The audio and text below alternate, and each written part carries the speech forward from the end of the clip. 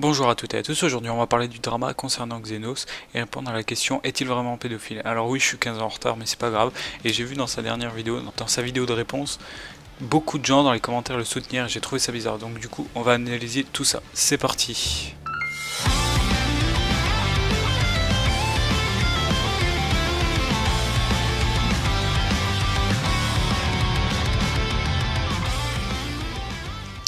Bon, tout a commencé quand Ztram, un youtubeur qui a actuellement plus de 20 000 abonnés, a publié la vidéo Mon cher Xenos. Cette vidéo a été relayée par la plupart des youtubeurs critiques et elle a fait vite le buzz.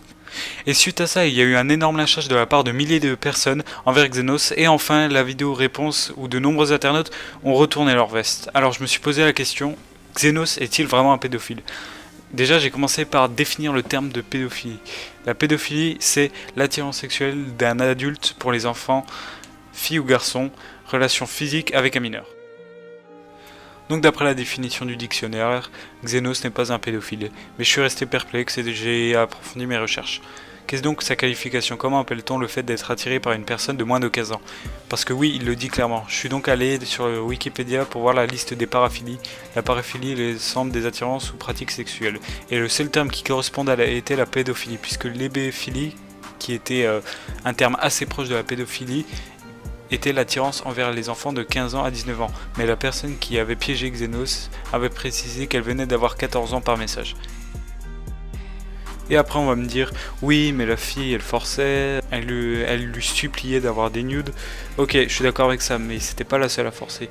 Xenos aussi forçait par message et essayait d'avoir à tout prix une conversation vocale avec elle. Donc ça va pour les deux camps.